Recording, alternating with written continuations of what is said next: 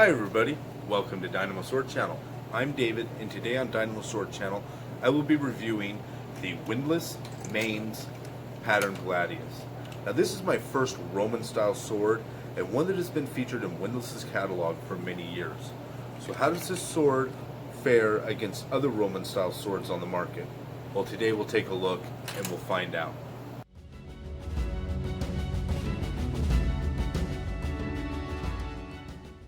The Windlass Mainz Pattern Gladius is a replica of the Mainz type of gladius or infantry sword of the Roman Empire. The Mainz pattern is said to have been developed in 13 BC. This blade type was the successor of the later Gladius Hispaniensis, used by the Iberian warriors of what we now know as modern Spain. This longer leaf-bladed blade was similar in design to the Greek xiphos, but with a more triangular tip section. This sword was designed to be used more prominently as a secondary weapon to the spear or javelin that was the primary weapon to the Roman legionnaire. Shorter and more compact in size, it was perfect for the legion's shield formations, which wall of tower shields overwhelmed the barbarian tribes of Central Europe, allowing close quarter cuts and specifically thrusts to be delivered behind the protection of the large scutum or tower shield. Its hilt was simple and constructed of wood or bone, hilt materials both easily crafted and replaced at the time. The hilt featured a large globular pommel made of wood, and the lower guard, also of wood, was more rotund in shape and featured a top plate of brass or steel. The grip was normally hexagonal or octagonal in shape and made of wood or bone. The blade of the Mainz type was short and featured a prominent diamond cross section with a wasted body ending in a long triangular point. It's both elegant and deadly and shows the distinct metallurgy and craftsmanship the Roman swordsmiths of the Iron Age were able to produce with early steel. Its compact size not only benefited the battle formations of the legion, but also allowed the smiths of the time better control of the forging and shaping of steel. As such, the Gladius has earned its notoriety in history as the blade that conquered the Western world.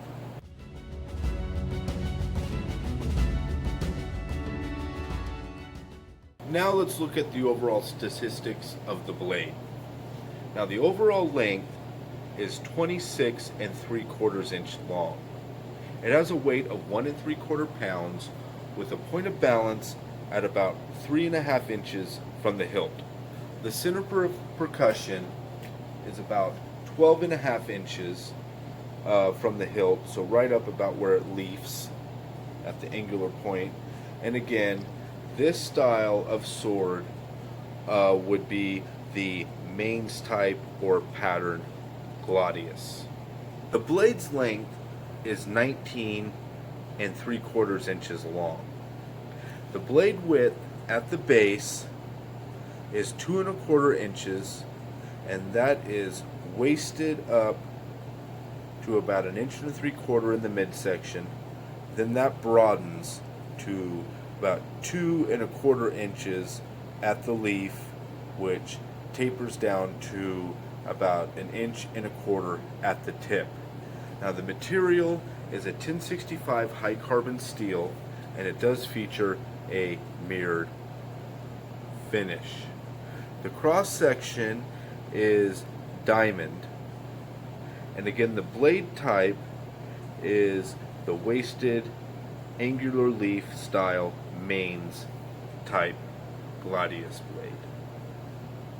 Now the guard's width is 2 3/4 inches. Its length is 1 3/8, and it has a total circumference at its fattest point of 6 7/8 inches. The material is a stained maple, and it does feature a steel top plate. The style of guard is more of what I would call the rotund Mainz style, but this style of guard was pretty prominent on all Gladius with various widths or slightly different shapes. Now the handle's total length is 3 3/4 inches. Its circumference originally with the original grip material was 3 1/4 inches, and that didn't have any taper. It was a flush 3 1/4 inches. With the leather wrap I added, it is fattened out to about 3 1/2 inches, so it is a little fatter than the original grip, as you see here. The handle material was a faux ivory, or at least that's what Windlass called it. Basically, it's a composite plastic similar to like PVC or something similar. The grip material, again, there was none originally, as it was just the faux ivory or faux bone grip, but now I've added to kind of benefit the sword's grip and feel a nice brown leather overwrap. The pommel length is 1 1/2 inches. The pommel circumference, total around in the middle or central of the globular pommel, is 7 3/4 inches. Its material, like the guard, is a stained maple, and its construction is this bronze nut, so it does have a nut construction to tighten the pommel to the hilt. The pommel type is your more standard globular Mainz type. Again, as far as Gladius, the hilts themselves, there were a few varying hilt styles, but more prominently the Mainz style or the globular wooden pommel and rotund guard were pretty common among all Gladius, of various blade styles. And finally, we'll look at the scabbard.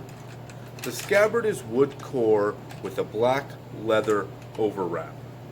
It's extended by brass plating at the collar, featuring 4 metal rings to carry the blade with a baldric or suspension system.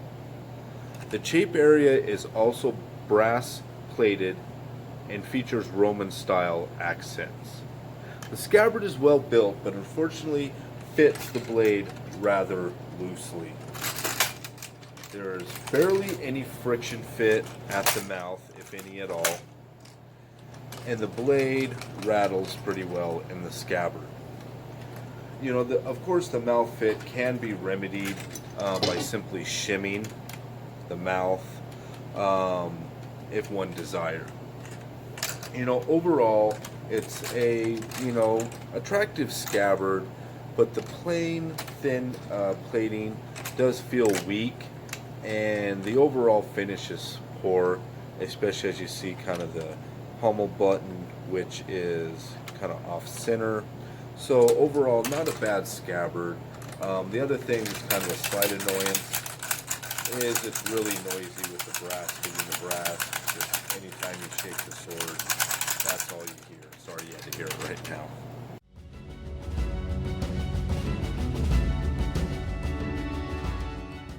In conclusion, this sword was sort of a mixed bag for me personally. Regarding its handling, the sword is light and fast and well balanced.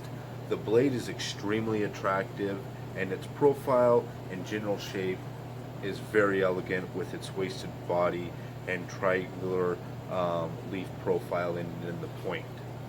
The finish of the pommel and guard are simple yet sturdy and of good proportion to the blade. The stained maple is shaped nicely and is actually quite comfortable for a wood grip. The grip, on the other hand, was not comfortable, and the plastic material looked cheap and not like anything like ivory or bone that it was supposed to imitate. I had assumptions to this kind of based on previous reviews and my own personal thoughts on the sword when browsing it online. But this, of course, can easily be remedied with a little customization. As the sword is a nut construction, the hilt can be disassembled and the grip either replaced or, as I did, given it a leather overwrap to give the overall grip a better feel to it. Honestly, for a sword featured so long in Windlass's catalog, and with most of the complaints from the buyers about the plastic grip, you'd think Windlass would have replaced it with a wood grip like the ones featured on their Pompeii or Centurion models. Overall, though, the Windlass Mainz is a nice replica of an attractive Roman period sword. It does have its shortcomings, but at the price point, it is quite an attractive sword, and it does handle extremely well. Overall, I hope you enjoyed this review of the Windlass Mainz Pattern Gladius. Be sure to like and subscribe, as well as look forward to the cutting review with follow-up discussion that should be releasing soon.